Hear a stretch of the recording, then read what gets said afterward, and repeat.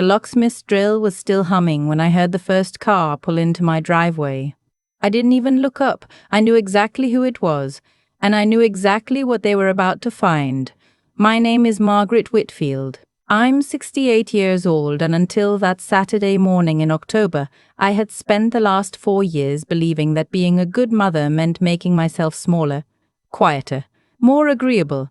I had convinced myself that the cost of peace was simply pretending I didn't have feelings anymore. I want to tell you how I got here. Because if you're a mother or a grandmother or someone who built a life with your own 2 hands and watched somebody else slowly redecorate it, you're going to recognize pieces of yourself in this story. And I hope by the end you do what I should have done 5 years sooner. I bought my house in 1987, a 2-story colonial in a quiet neighborhood outside Raleigh, North Carolina, with a wraparound porch and a magnolia tree out front that my late husband Daniel planted the spring after we moved in. Daniel passed in 2018 from a stroke that took him in his sleep. We had 31 years in that house. Every floorboard, every coat of paint, every smudge on the kitchen door frame where my son David used to mark his height with a pencil, all of it was us. After Daniel died, I rattled around in that house alone for almost 2 years. I won't pretend it wasn't lonely, but it was mine. The mortgage was paid off in 2014. The property taxes, the homeowner's insurance, the utilities, the new roof in 2021, all of it came out of my account. Daniel's pension and my own teacher's retirement covered it without a problem. I had no debt and I had no intention of leaving that house until they carried me out of it feet first. Then, in the spring of 2022, my son David called me with news. His wife Brittany had been laid off from her marketing job, and they were drowning in their rent in Charlotte. Could they move in with me, just for 6 months, he said, a year at the most, long enough to save for a down payment. I said yes before he finished asking. Of course I said yes. He was my only child. The thought of him under my roof again, of hearing his footsteps on the stairs, of having Sunday breakfasts the way we used to. I would have said yes if he'd asked to bring in a circus. They arrived on a Thursday in May with a U-Haul and my granddaughter Emma, who was 3 years old at the time. Emma was the only person who looked happy to be there. She ran straight to me, wrapped her arms around my knees, and called me Mimi. I cried right there in the driveway. I thought, this is going to be the best chapter of my life. I gave them the master bedroom upstairs, the one Daniel and I had shared for 31 years. I moved my things into the smaller guest room down the hall because it made more sense. They were a family of 3 and they needed the space. I told myself it was just a room. I told myself the same thing about a lot of things in the years that followed. For the first few months it was fine. Brittany was polite, if a little distant. She would smile at me over her coffee in the mornings and disappear into her phone. David was working from home as a software developer, and he kept to his office most of the day. Emma was the bright spot. She would crawl into my lap while I read to her, and she would tell me stories about the squirrels in the backyard like they were her personal friends. But slowly, the way water wears down a stone, things started to shift. It started with the kitchen. Brittany rearranged my spice rack one afternoon while I was at my book club. I came home and couldn't find my paprika. When I mentioned it, she laughed and said she'd put things in a more logical order.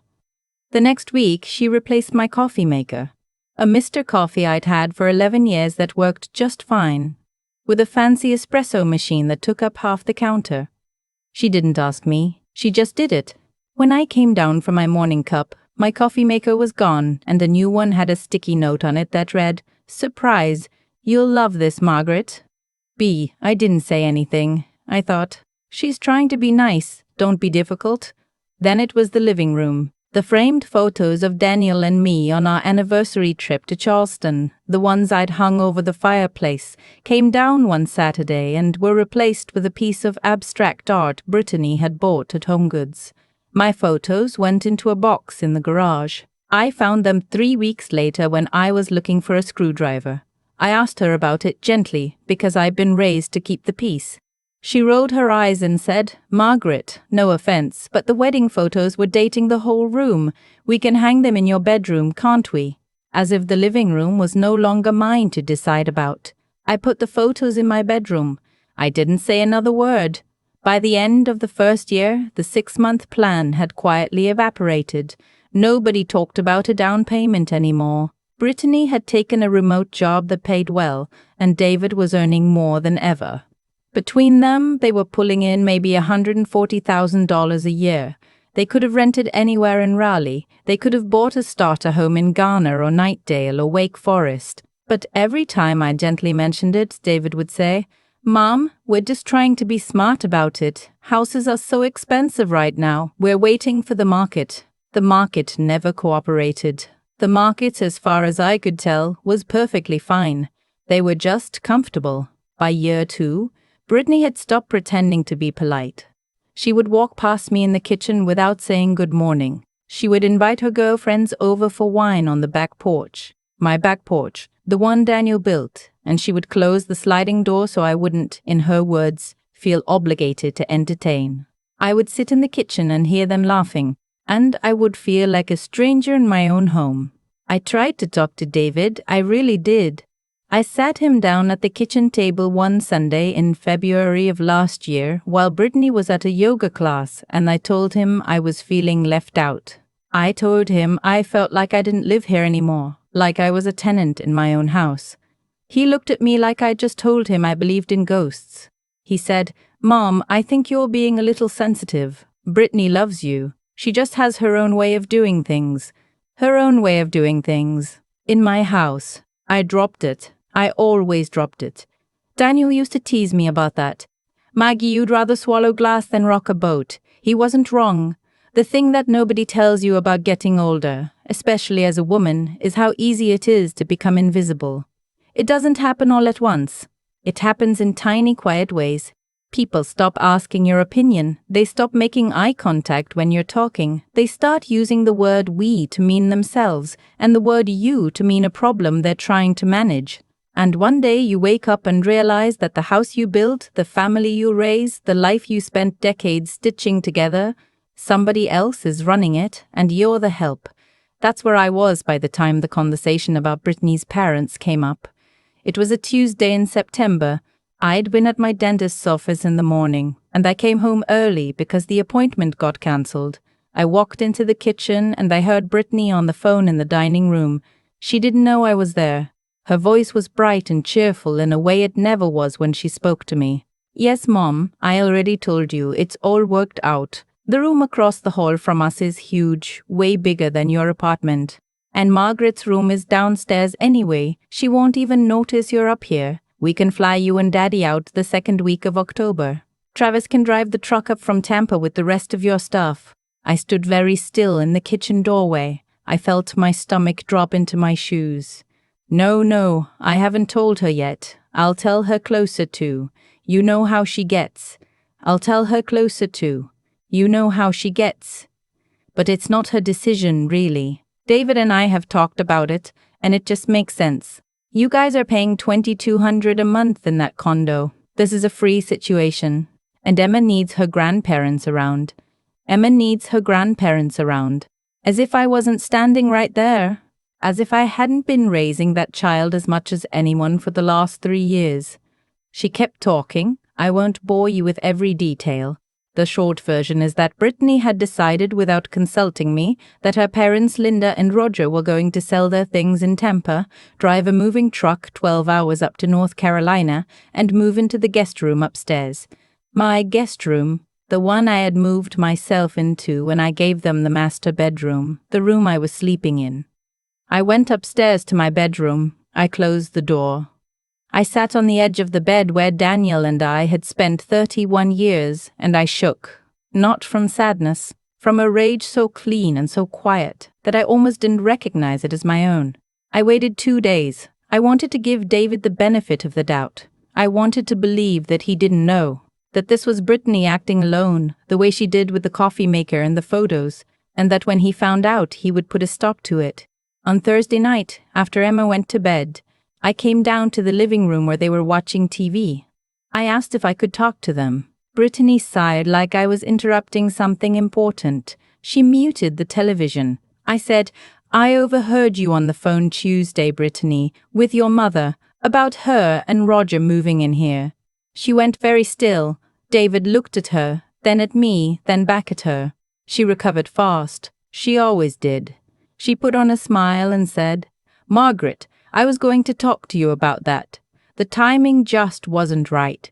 But yes, Mom and Dad are going through a rough patch financially, and we thought, why not? You have all this space. Emma would love it. And honestly, it would be nice to have some help around the house. I said, and which room were you planning to put them in? She blinked. Well, the guest room, obviously. It's the only one that makes sense. I said, that's my bedroom, Brittany. She laughed. She actually laughed. She said, Margaret, come on. You can take the den downstairs. We could put a Murphy bed in there for you. It would be cozy. The den. The den is 200 square feet. It has no closet and no window that opens. She wanted to put me, the owner of the house, in a converted office so her parents could have my bedroom. I looked at my son.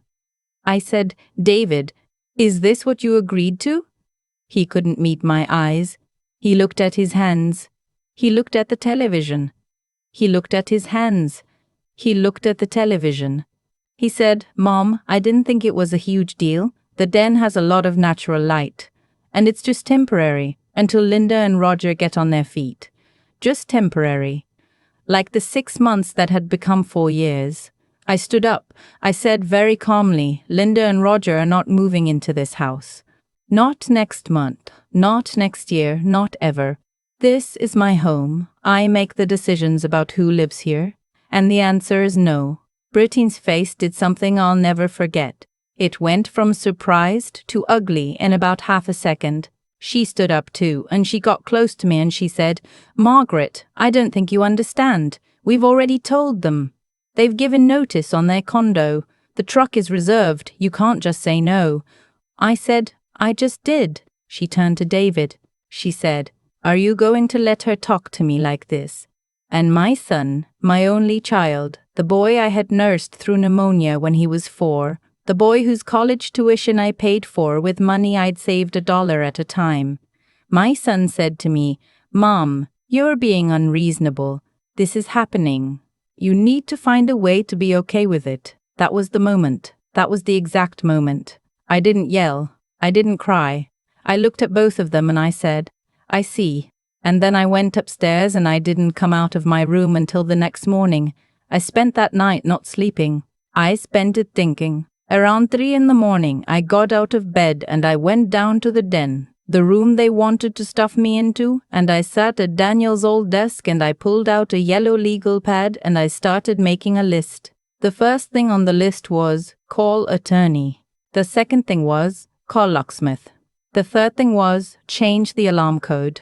By sunrise, I had a plan. I want to be clear about something. I am not a vindictive woman. I taught 5th grade for 34 years. I have been a Sunday school teacher. I deliver meals to shut-ins twice a month. I do not enjoy conflict, and I did not enjoy what I was about to do. But somewhere between 3 and 5 in the morning, I had a thought that changed everything. I thought, if I let this happen, the next thing will be worse, and the thing after that will be worse still. There is no version of this where I keep being kind and they suddenly start respecting me. Kindness to people like Brittany looks like permission. So on Friday morning, while Brittany was at her yoga class and David was on a conference call and Emma was at preschool, I made my phone calls. I called my attorney, Howard Pemberton, who had handled Daniel's estate. I asked him to confirm in writing that I was the sole owner of the property and that no one else had any legal claim to it. He confirmed it within an hour by email. He also drew up a formal notice to vacate for a tenant at will, which under North Carolina law I could deliver to David and Brittany with 7 days' notice. I told him to have it ready. I called Brinkman Lock and Key on Glenwood Avenue. I scheduled them for Saturday morning at 7 a.m. to rekey every exterior door and the front gate and to install a new smart lock system that I could control from my phone. The estimate was $480. I told them to bring the invoice and I would pay in full. I called my alarm company and changed the code, and I removed David and Brittany from the authorized user list. I also added a new feature. Any door opening would send a notification to my phone.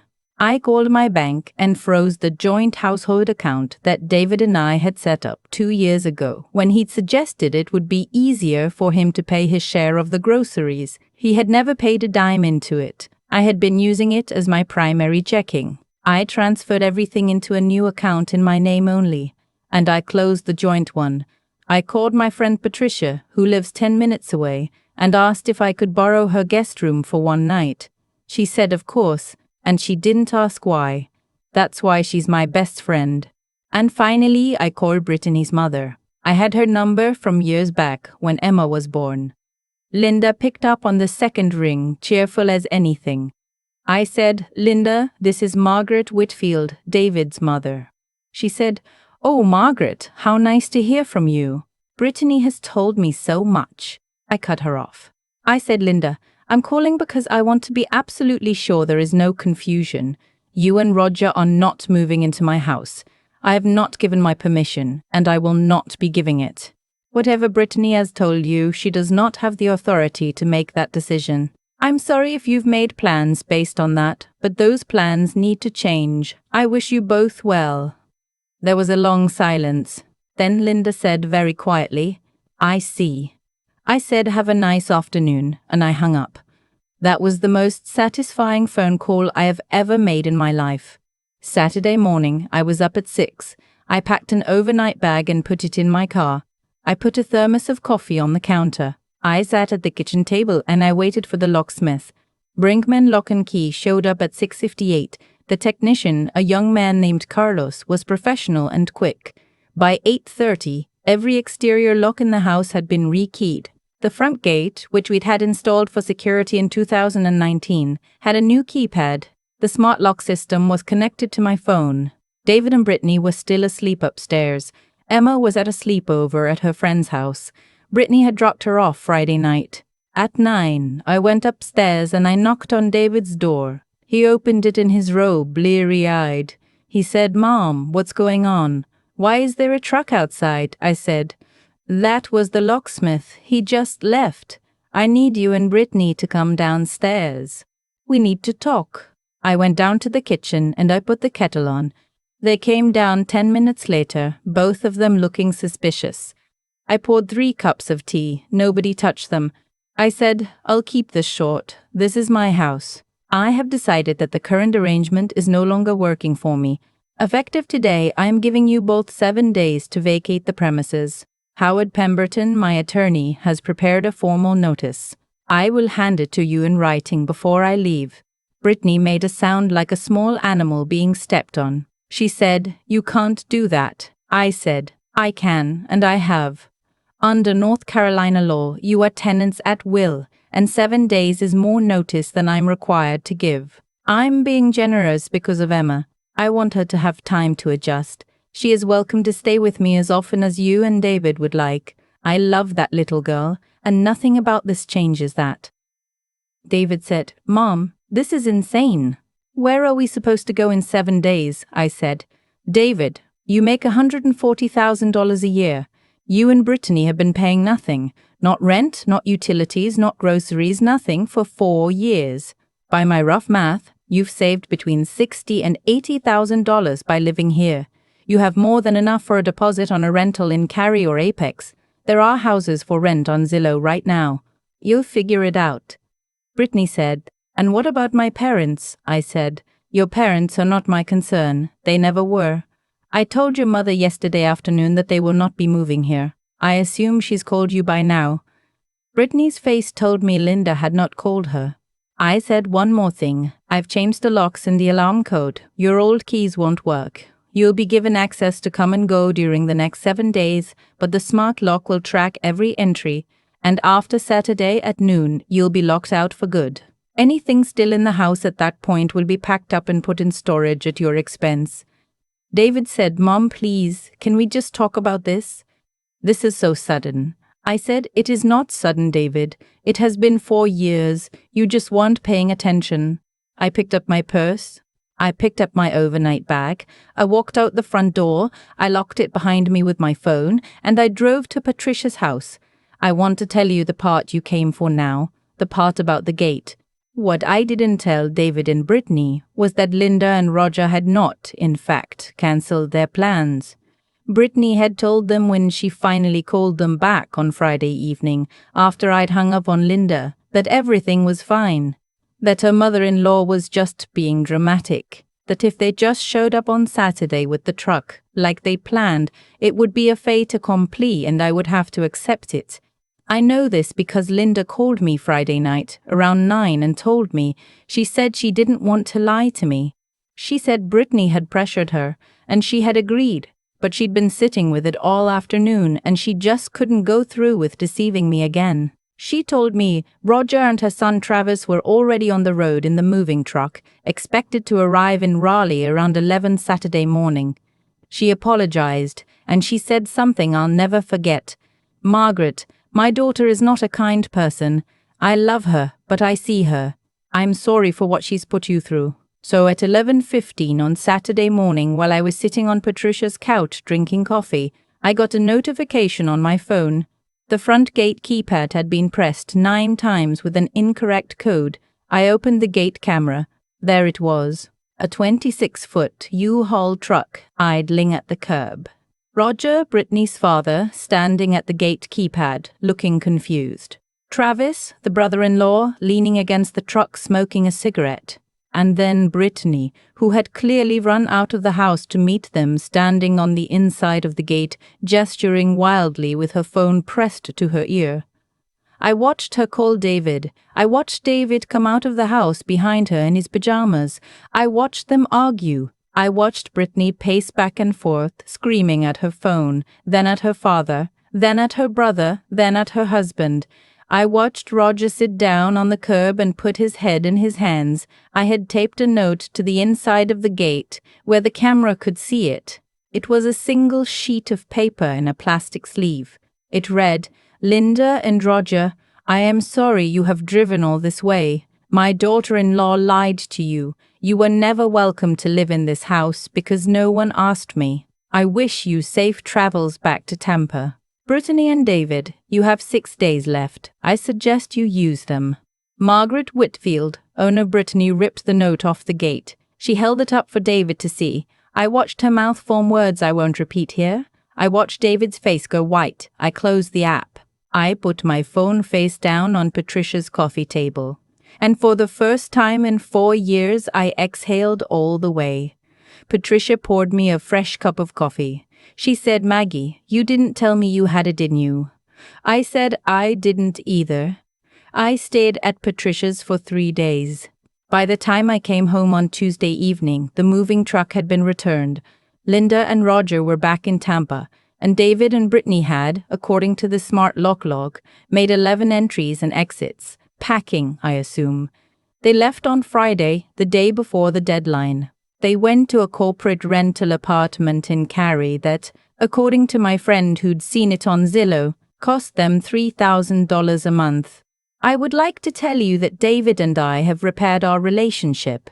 We have not, fully. He's polite when he calls, which is once a week. He brings Emma over every other Saturday. We are working on it. I think he's ashamed, and I think he doesn't quite know how to apologize for 4 years of looking the other way. Brittany has not spoken to me since the day she left, except through David. I am told she calls me names. I do not care. Emma calls me Mimi still. Last weekend she helped me hang the photos of Daniel and me back over the fireplace.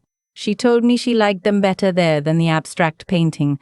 I told her I did too. I sleep in the master bedroom now. I moved my things back the day after they left. The sheets are the ones Daniel and I picked out together in 2016, washed and folded and put back where they belonged. The room smells like lavender again. I sleep through the night. I want to say something to anyone listening who recognizes themselves in this story. Maybe you're 65 and you've given your kids the keys to a life that was supposed to be yours. Maybe you've been swallowing your own opinions for so long you've forgotten what your voice sounds like in your own kitchen. Here is what I learned, and I learned it too late, but not too late to tell you. A house is not a gift you keep giving, it's a foundation you stand on. The day you start apologizing for owning the floor under your feet is the day someone else starts measuring it for new carpet. If somebody in your family is treating your kindness like a free hotel, the kindest thing you can do, for them, for you, for the grandchildren who are watching, is to remember whose name is on the deed. My name is Margaret Whitfield. I'm 68 years old. I live alone in a 2-story colonial outside Raleigh, North Carolina, under a magnolia tree my husband planted in 1987. It is the most peaceful place I have ever lived, and nobody gets through that gate without my permission ever again. I've had a lot of time to sit with everything that happened, and the older I get, the more I understand that nothing in this life arrives by accident. Every result has a root. The day I stood in my kitchen and watched Brittany laugh on the phone with her mother about moving them into my upstairs bedroom, that day didn't fall out of the sky. It grew from 1,000 smaller days when I chose silence over honesty, when I told myself that swallowing my voice was the same as keeping the peace. It wasn't. It was teaching my own family that my voice didn't matter, and people learn fast when you teach them that. I think about David sometimes, the way he couldn't look at me on that Thursday night. He wasn't born that way. He learned year by year that his mother would always fold. I gave him that lesson with my own 2 hands, and then I was surprised when he used it against me. The truth is, what happened in my house was the harvest of seeds I had been planting for 4 years, maybe longer. That's the part that hurt the most when I sat with it honestly. Not what Brittany did, what I had allowed. If I could go back, I wouldn't tell my younger self to be meaner. Meanness was never the answer. I would tell her to be honest sooner. There's a difference between kindness and self-erasure, and I lived for years on the wrong side of that line because nobody had ever taught me where it was. Kindness comes from a place of strength. Self-erasure comes from fear dressed up in nice clothes. What I want anyone listening to take from my story is this. Your character is built in the small moments, not the big ones. The day I called the locksmith was not the day I became strong. That day was just the day everyone else found out. The strength got built over one sleepless night when I finally told myself the truth about what was happening under my own roof. That's where it always starts. Not with a grand gesture, but with a private conversation between you and your own conscience, where you stop lying to yourself about what you've been letting happen. I also want to say something about hope, because I think a lot of women my age have given up on the idea that it's possible to start over at 68. It is. I am proof. The body gets older, but the spine doesn't have to. You can spend 40 years being agreeable and still wake up tomorrow and decide that today is the day you stop. Nobody is too old to choose differently. Nobody is too far gone to come back to themselves. The magnolia tree out front is still blooming. Daniel planted it almost 40 years ago, and it has outlived a lot of things, including my willingness to be small in my own house. I sit under it some evenings now with a cup of tea, and I think about how much of my life I gave away trying to keep everyone comfortable. And I am grateful, deeply grateful that I got the rest of it back.